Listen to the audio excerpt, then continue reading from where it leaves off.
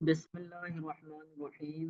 تفسیر جلالین ہمارا چل رہا تھا اور ہم سورہ مریم پڑھ رہے تھے، اور سورہ مریم کی آخری آیات ہیں تو پڑھتے ہیں۔ افرأیت الذی کفر بآیاتنا، اے محبوب کیا آپ نے اس شخص کو دیکھا جس نے کفر کیا ہماری نشانیوں کا، ہماری آیات کا۔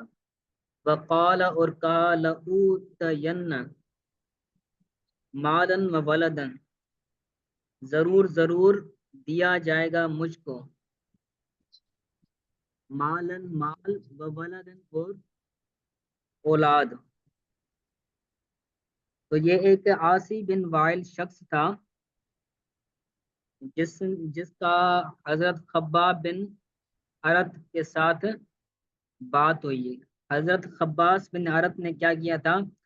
عاصی بن وائل کو قرضہ دیا تھا۔ تو جب خباب بن عرت نے عاصی بن وائل سے قرضے کا مطالبہ کیا کہ مجھے قرضہ دو، اور حضرت خباب بن عرت نے کہا تھا کہ تم مر جاؤ گے، مرنے کے بعد تجھے اٹھایا جائے گا، برائے مہربانی تم مجھے اپنا قرضہ دے دو۔ تو عاصی بن وائل نے یہ کہا کہ جب مجھے مرنے کے بعد اٹھایا جائے گا تو مجھے مال بھی دیا جائے گا، مجھے اولاد بھی دی جائے گی، تو جب مجھے مال دیا جائے گا تو مرنے کے بعد میں تجھے وہ قرضہ ادا کر دوں گا۔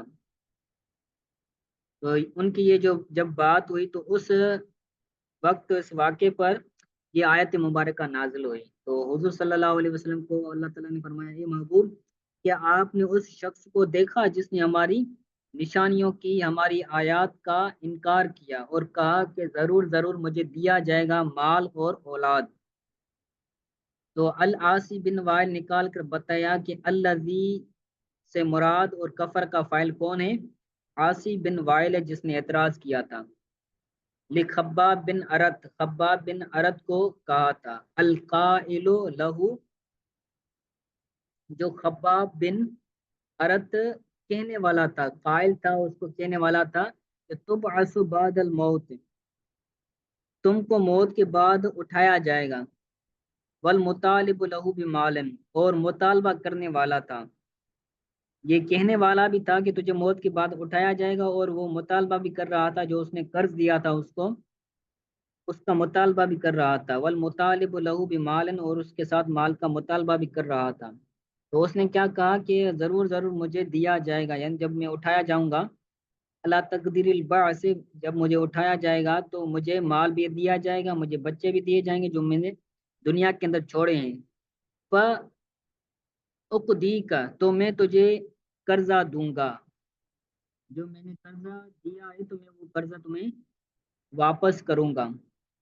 اس پر اللہ تعالیٰ نے فرمایا کہ اطلع الغیب ام اتخذ عند الرحمن عہدا، کیا محبوب کیا اس وہ غیب سے مطلع ہوا ہے؟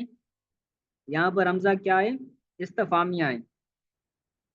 کیا وہ غیب پر مطلع ہوا ہے یا اس نے رحمان کے پاس عہد بنا رکھا ہے کہ رحمان نے اس کو کوئی وعدہ دیا، جب مرو گے، مرنے کے بعد جب مرو گے تو تجھے مال دیا جائے گا، تمہیں اولاد دی جائے گی، کیا رحمان نے اس کو کوئی عہد دیا ہے، رحمان کے ساتھ اس کا وعدہ ہوا ہے، یا پھر اس کو غیب آیا ہے، غیب سے اس نے معلوم کیا ہے کہ اس کو مال وغیرہ دیا جائے گا؟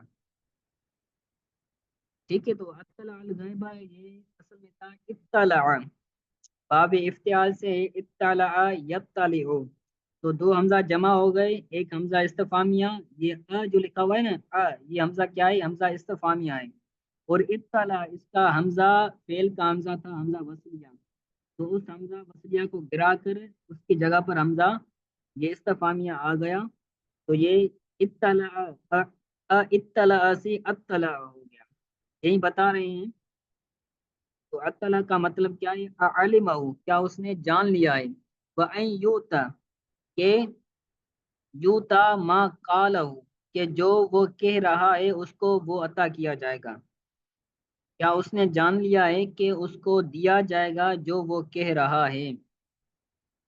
وستغنیہ، اور اس کو مستغنی کیا گیا، فعل کو مستغنی کیا گیا بی حمزۃ الاستفام، حمزہ استفام کے ساتھ، ان حمزۃ الوصل، حمزہ وصلیہ سے، حمزہ استفامیہ کے ذریعے فعل کو مستغنی کیا گیا، حمزہ وصلیہ سے یعنی حمزہ وصلیہ اس کو ہٹایا گیا حمزہ استفامیہ کے آنے کی وجہ سے۔ جب بندہ کوئی دو بندے ہوتے ہیں تو ایک بندے کی وجہ سے دوسرے بندے کو کیا کیا جاتا ہے؟ مستغنی کیا جاتا ہے، یعنی اس کی جگہ پر وہ اس کا پورا کر لیتا ہے۔ تو یہاں پر حمزہ استفہام نے حمزہ وصلیہ کی جگہ پر آ کر فعل کو مستغنی کر دیا حمزہ وصلیہ سے، وحذفت، تو حمزہ وصلیہ کو کیا کیا گیا؟ حذف کیا گیا، ٹھیک ہے۔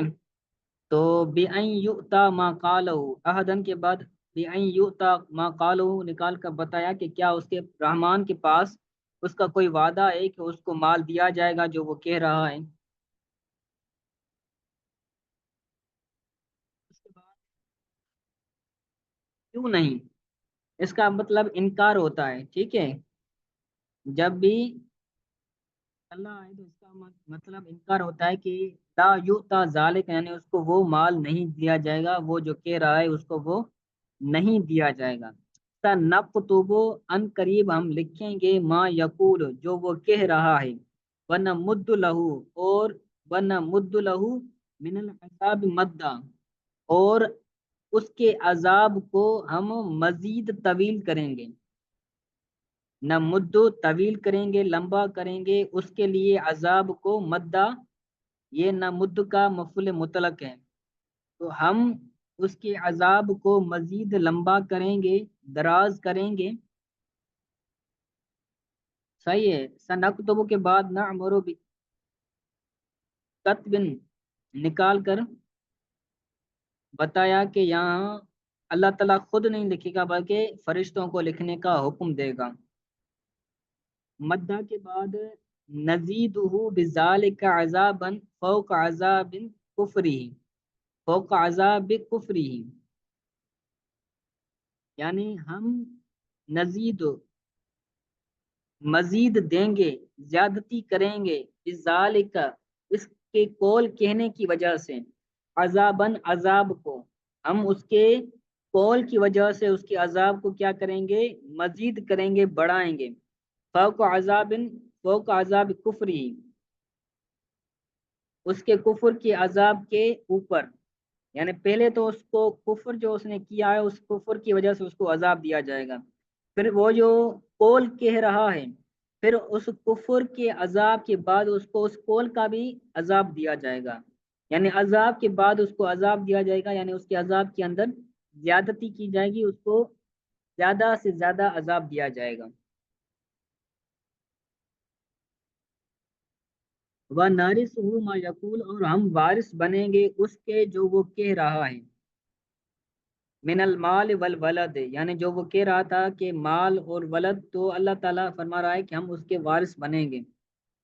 وَيَأْتِنَا، اور اسے لایا جائے گا، یَأْتِنَا، اور اسے لایا جائے گا ہمارے پاس، یا وہ آئے گا ہمارے پاس، یوم القیامت، قیامت والے دن، فردن منفرد، اکیلا، وہ کہہ رہا ہے نا کہ مجھے مال بھی دیا جائے گا، اولاد بھی دی جائے گی، نہیں، مال اولاد اس کو نہیں دی جائے گی بلکہ اس کو تنی تنہا اکیلا منفرد اللہ تعالیٰ کی بارگاہ میں قیامت والے دن لایا جائے گا، اس حال میں کہ لا مال لہو ولا ولد لہو، کہ نہ اس کے پاس مال ہوگا نہ اس کے پاس اولاد ہوگی۔ آگے پڑھیں۔ جی استاد صاحب۔ وَاتَّخَذُوا من دون اللہ آلہۃ، اور ان کفار مکہ نے اللہ تعالیٰ کے علاوہ بتوں کو معبود بنایا، آلیتن مانے،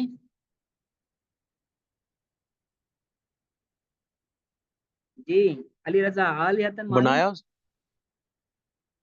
بنایا وہ تو واتخذو کا مانا ہے بنایا، بنایا استاد صاحب، یعنی معبود، جی استاد آلیتن صاحب، یہ الہ کی جمع ہے، الہ کی جمع آلیتن، تو اس کا مطلب کیا ہے؟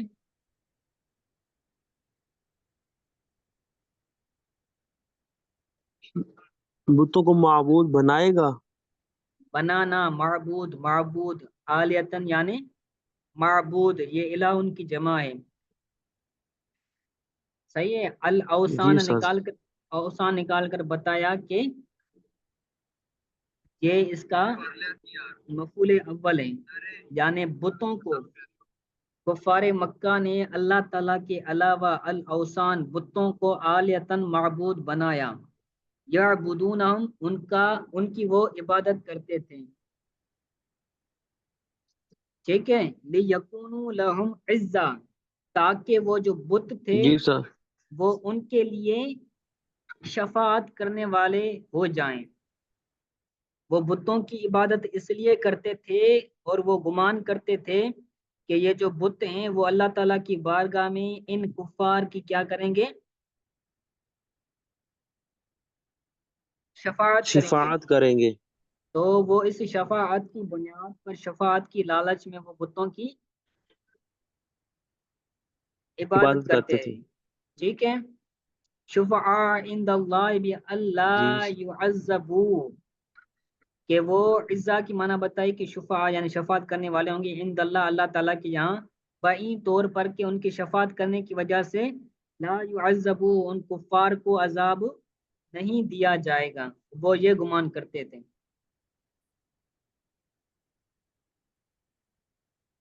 ठीक है, तो आज के लिए इतना सबक काफ़ी है, इसको अच्छी तरह से याद कर लीजिएगा। अली रज़ा साहब और कारी नोमान साहब, आज के सबक में अगर कोई बात समझ नहीं आई तो वो पूछ लें।